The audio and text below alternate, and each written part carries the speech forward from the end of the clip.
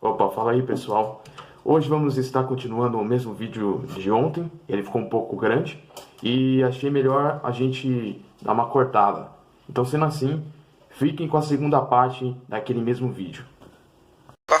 A maioria das casas tinha um piso de terra batida, sendo aquecidas por uma lareira central. As camas geralmente eram envolvidas por cortinados, que proporcionavam maior privacidade. Nessas camas, largas e compridas, dormiam até 8 pessoas. As condições internas das habitações, como a umidade, a fumaça, a ausência de privacidade e a consequente promiscuidade, eram agentes eficazes na transmissão de doenças. Neste ambiente corrompido, se um membro da família contraísse alguma doença, era tarefa muito difícil evitar o contágio. As cidades no medievo eram densamente povoadas. Os resíduos, fezes, urinas e águas fétidas eram lançados pelas janelas. As roupas eram lavadas raramente e, como consequência, elas ficavam infestadas de pulgas, percevejos, piolhos e traças. Quem mais corria risco eram os recém-nascidos, já que as mulheres, ao dar à luz, costumavam forrar as camas com lençóis usados. Entre um quarto e um terço das crianças morriam antes de completar um ano, e muitas outras antes dos 10 anos. De cada 2 nascimentos bem-sucedidos, somente um chegava à idade adulta. As casas eram ninhos de rato que disputavam os restos de comida com os animais de criação.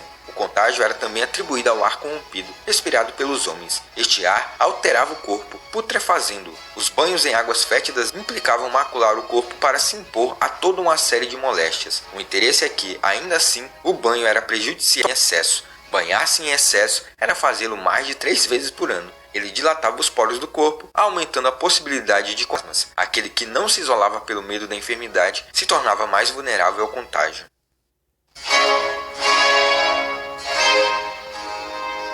O contato com ar corrompido deveria ser evitado. Assim, as práticas para combater a doença se resumiam basicamente a medidas de isolamento, que protegiam o corpo de influências nocivas à saúde, tais como beber e comer em exagero e ter frequentes relacionamentos com mulheres. As práticas contra a doença consistiam na desinfecção do ar e das pessoas, ou seja, em acender fogueiras nas encruzilhadas da cidade, passar perfume e enxofre nos corpos, nos objetos, nas roupas e nas casas, a fim de purificar estar contaminado. Mas raramente eram aplicados alguns tratamentos fundamentados no conhecimento rudimentar da cura pelo semelhante. Envolvia-se o doente em um pano vermelho, mantendo-o deitado em uma cama com cortinas também vermelhas. Picadinhos de serpentes eram ingeridos na forma de poções, com o intuito de proteger os enfermos do veneno da peste. Também havia uma curiosa crença de que os zeladores de latrinas estavam imunizados, o que levava muitas pessoas a visitarem esses estabelecimentos públicos, supondo eficazes seus maus odores. As diversas noções associadas à doença se organizavam na mente humana e davam forma às suas representações, que por sua vez criavam novos conceitos, teorias e práticas. Os sinais da doença causavam pavor ao enfermo e aos mais próximos a ele. Os bubões purgavam pus e sangue, sendo acompanhados por manchas escuras de hemorragias internas. Os doentes sentiam dores muito fortes e geralmente morriam em até 5 dias após a manifestação dos primeiros sintomas. No caso dos pulmões, o doente tinha febre alta e constante, tosse forte, suores abundantes e escarro sangrento, e morriam em 3 dias ou menos. Em ambos os casos, tudo que saía do corpo, hálito, suor, sangue dos pulmões e pulmões, urina sanguinolenta e excrementos enegrecidos pelo sangue cheirava extremamente mal. A depressão e o desespero acompanhavam os sintomas físicos, o que levou alguns escrivães da época a dizer que a morte se estampava no rosto dos condenados. As pessoas dormiam com saúde e morriam antes de acordar. Foi grande o número de médicos e de pessoas caridosas, entre elas freiras, que morreram ao tentar ajudar os doentes. O contágio fulminante ficou bem caracterizado, já que uma pessoa enferma era capaz de contaminar o mundo. No século XVII, os médicos que cuidavam das vítimas se vestiam de maneira sinistra, que os protegia da cabeça aos pés. Além Outra coisa interessante aí, pessoal, que eu acho bem legal da gente falar, é que nessa época, né, como o nosso amigo aqui falou, as pessoas morriam muito facilmente. E você não tinha, né, alguma coisa efetiva contra isso, né? A gente tem várias coisas, por exemplo, o pessoal está mais interessado no bem da população e tal, etc., com coronavírus e tal. Mas, por exemplo, H1N1 e tal, etc., não tem alguma coisa muito efetiva aí pra gente até hoje, né? Mas esse negócio de se preocupar com as pessoas é bacana, bacana. Mas se você for parar pra pensar, não em coisa atual, tá? Nessa época mesmo, eu já falei o que eu penso naquele vídeo do coronavírus lá. Se você não viu, assiste lá. É só procurar aqui no canal. De repente eu deixo por aqui, não sei. Acho que eu vou deixar no link, né? Porque eu não tenho muito tempo. Eu já tentei gravar esse vídeo antes, mas no meio eu comecei a perceber que eu estava fazendo burrada. Mas olha, pessoal, o que acontece é que nessa época, falando culturalmente, né, culturalmente, o pessoal, eles tinham uma visão muito mais centrada no cristianismo, na palavra, no direito natural, nesse tipo de coisa, né? Então, lá você tinha várias coisas boas e várias coisas ruins. E dessas coisas ruins, era basicamente a falta de tecnologia, a falta desse tipo de coisa, e também os métodos não efetivos que eles conseguiam usar dentro da medicina, que também poderia estar tecnicamente ligado à tecnologia. Mas, se você está olhando para o contexto da época, livros e esse tipo de coisa, livro eu não tive ainda como, né? Não livros de escola ou livros de universidade ou algum livro científico, mas sim algum livro da época mesmo. Isso eu nunca tive como ver. Até porque eu já tentei ver alguns livros no Internet Archive, que é bem interessante, já achei alguns vários lá. Estava vendo sobre essa ideia do pessoal acreditar ou não em terra plana, né? De repente a gente pode até fazer um vídeo disso, se o pessoal do medieval acreditava ou não. Mas lá dentro desses livros, eles escreviam realmente, você não tem nada que fosse impresso. E que foi passado impresso são bem difíceis de achar e geralmente estão em latim e estão também em alguma outra língua que eu não sei falar. Sei lá, por exemplo, já achei coisa em alemão, em húngaro, só que não são os documentos originais também. Eles são documentos que tem ali algum dedo de alguém falando sobre alguma coisa e de repente alguma outra coisa de uma outra época que está falando daquela. Então não acho legal. Falando fonte original. Nunca vi. Agora, sobre a ideia de músicas, né, e também algumas representações, eles tinham uma coisa muito diferente da nossa, da morte. Então, na verdade, a gente pode até falar, nossa, o humano é muito frágil, a gente morre muito facilmente, devemos nos cuidar, fazer essas coisas, mas a vida é um instante, você está aqui, depois daí você morre. Mas essa época era muito mais célere a morte precoce das pessoas. Bebês, como a gente pode ver nesse vídeo, morriam simplesmente por negligência dos pais. E não porque eles, né, de repente pode acontecer isso. Não, eles nem sabiam, né? Eles nem sabiam que isso poderia acontecer e aconteciam coisas terríveis. A pessoa de 38 anos morria facilmente nessa época. Embora você tenha casos e casos, principalmente até século XVIII, século XIX, se eu não me engano, acho que o John Locke ou Thomas Hobbes, não lembro agora, viveu muito tempo, viveu até 80, 70 anos, alguma coisa assim. Não lembro, mas ele viveu muito, mas muito mesmo para a época dele. E era possível você viver um pouco mais, mas a maioria das pessoas morria muito cedo. Então, era muito comum isso acontecer. Então, lá nas músicas que eu já vi, como Saltatio Mortis, e também acho que Plantastier, alguma coisa assim, não lembro o nome agora, e algumas outras, elas têm esse ar de morte, né, como Ad Mortis Festinamus, que é muito grande.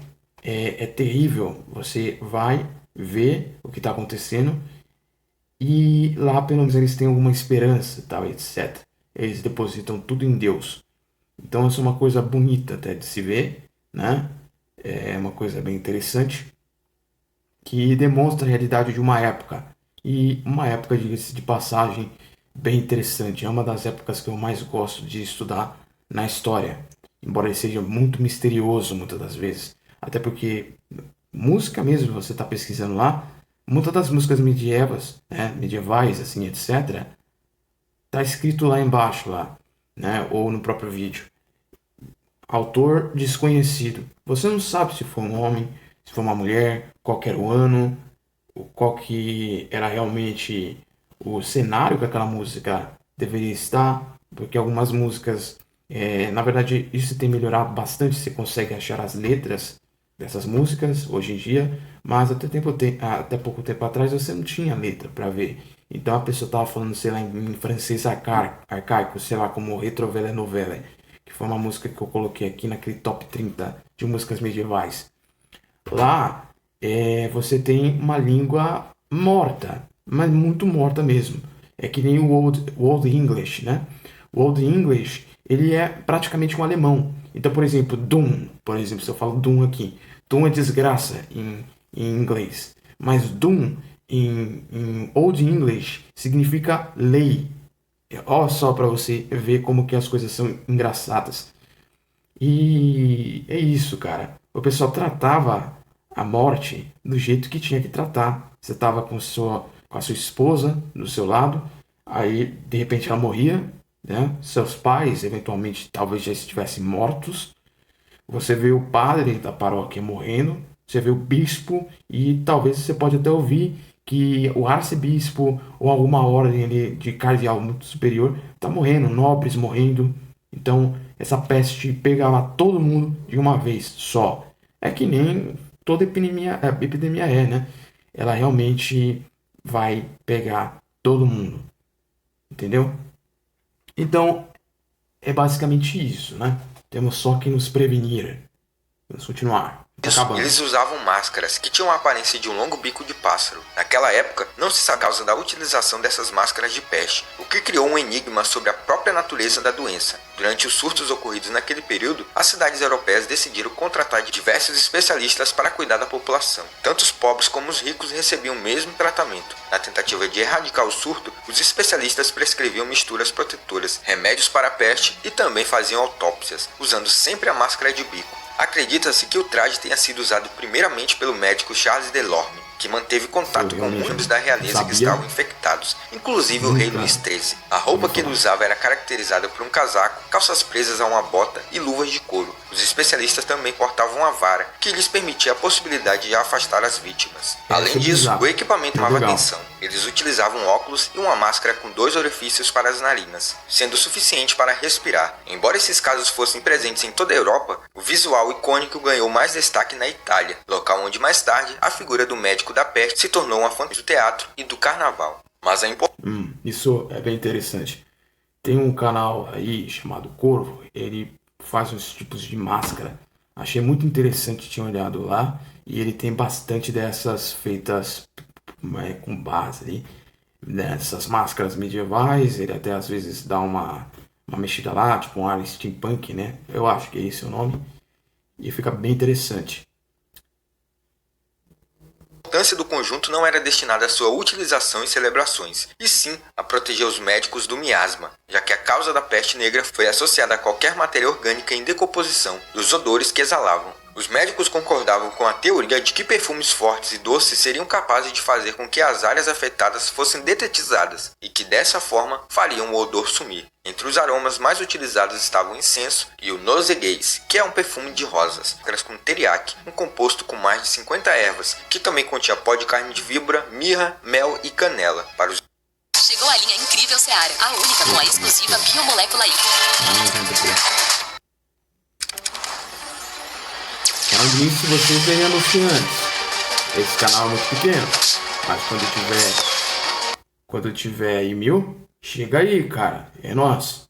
Os estudiosos, Delorme pensou que a forma do bico de máscara proporcionaria tempo suficiente para o ar ser absorvido pelo composto protetor antes de atingir as narinas e posteriormente os pulmões.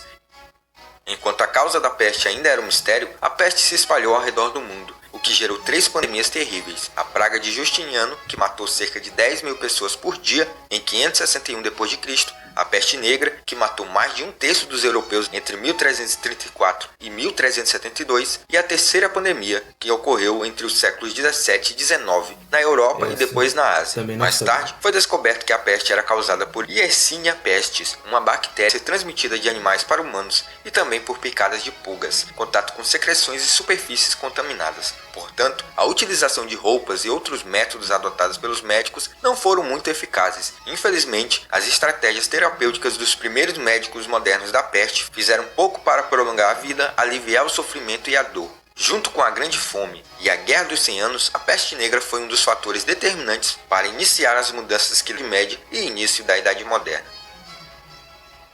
Olá, eu sou o professor Danilo. Obrigado por assistir esse vídeo. Se você gostou, se inscreva no canal, deixa o like e compartilhe. se inscrevam lá no canal do cara, né? Na verdade é uma equipe inteira. Eu já assisti esse canal bastante vezes. Vi da Maria Antonieta e também vi um pouco sobre o rei, aquele rei, eu esqueci o nome dele, que ele era um travesti, era travesti entre aspas, né? Não sei o que exatamente ele era. E ele tem lá no seu no reinado lá várias confusões, porque ele estava do lado dos católicos e tinha vários protestantes e acontece guerras, né? A Europa vai sendo tomada pelo protestantismo e também a gente tem a